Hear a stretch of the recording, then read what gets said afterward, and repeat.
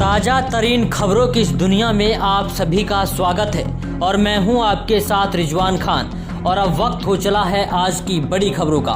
आइए फटाफट नजर डालते हैं आज की बड़ी खबरों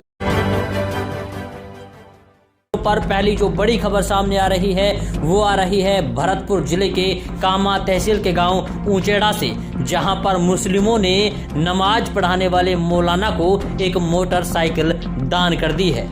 जी हां, जितने भी मुक्तदी मस्जिद में नमाज पढ़ने के लिए आते थे ऊंचेड़ा गांव की, वहां पर जो मौलाना नमाज पढ़ाने का काम करता था उससे खुश होकर और ईद से पहले उन्हें ईद का तोहफा इस तरीके से दिया है कि सारे मुक्तदियों ने मिलकर पैसा इकट्ठा किया और पैसा इकट्ठा करने के बाद मौलाना को मोटरसाइकिल दान की है, जिससे वो सही समय पर मस्जिद में आ जा सकें और टाइम पर मुक्तदियों को नमाज पढ़ा सकें। इसके अलावा सबसे बड़ा तोहफा ईद का रहा होगा, जिस तरीके से सारे मुक्तदी खुश होकर एक साथ पैसा इकट्ठा करते हैं और अपने जो मौलाना है उसको एक मोटरसाइकिल भेंट कर देते हैं, दान कर देते हैं। इससे बाकी मेवात के लोगों को भी सीख लेनी चाहिए कि किस तरीके से उलेमा और मौलानाओं की कदर की जाती है, यानी कि किस तरीके से मौलानाओं से लगाव और प्यार होना चाहिए। इसकी मिसाल पेश की है ऊंचेड़ा गांव के लोगों ने।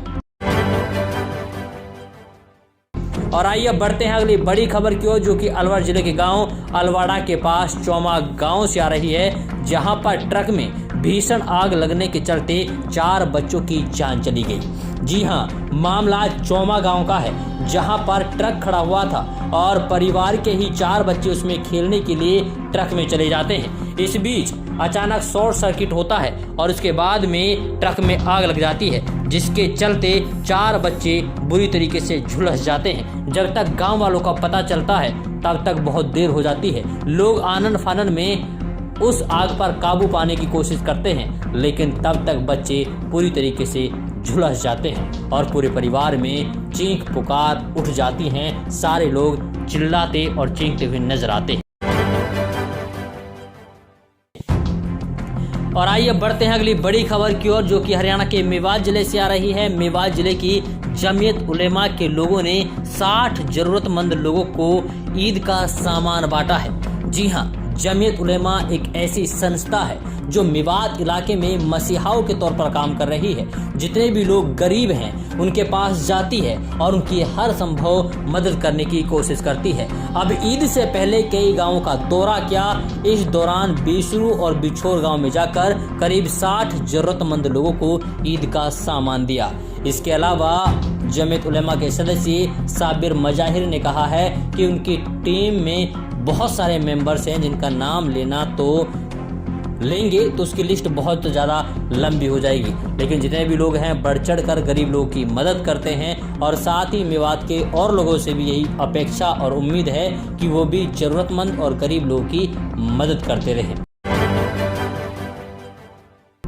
और आइए अब बढ़ते हैं अगली बड़ी खबर की ओर, जो कि हरियाणा के रेवाड़ी से आ रही है। जी हां, हरियाणा की रेवाड़ी जेल से 13 खूंखार कैदी रेलिंग काटकर फरार हो गए और ये सारे के सारे कैदी कोरोना पॉजिटिव थे।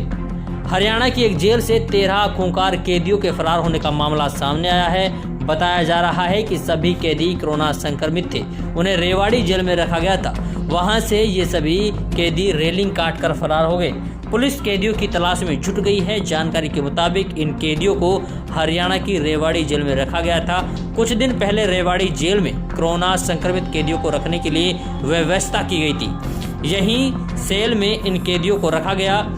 इसी जेल की बैरक में बंद 13 कैदी रेलिंग काटकर फरार हो गए। सभी कैदी कोरोना पॉजिटिव थे और उनका इलाज चल रहा था।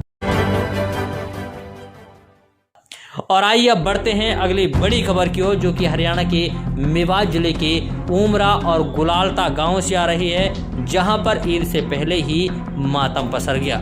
जी हां, सड़क हादसे में मेवाती ड्राइवरों की जान चली गई। ये मामला सामने आया है कानपुर से, जहां पर मेवाती ड्राइवर अपने घर पर ईद की खुशियों में शामिल होने के लिए अपने परिवार के पास आ रहे थे।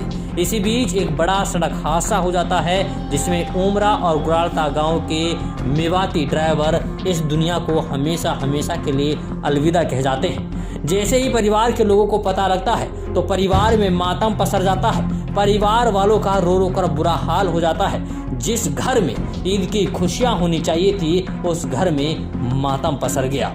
इसके बाद पूरे मेवात के लोग इस पर दुख प्रकट कर रहे हैं और मेवात के सारे ही लोग भावुक हैं, क्योंकि मेवात के ज़्यादातर गांव में ज़्यादातर मेवाती ड्राइवर हैं और ड्राइवर ही उनका पेशा है। तो ताज़ा तरीन खबरों की दुनिया में आज के लिए बस इतना ही। फिर होगी मुलाकात एक नए प्रोग्राम के साथ, एक नए मुद्दे के साथ। तब तक के लिए आप बने रहिए सिर्फ और सिर्फ भारत टीवी के साथ।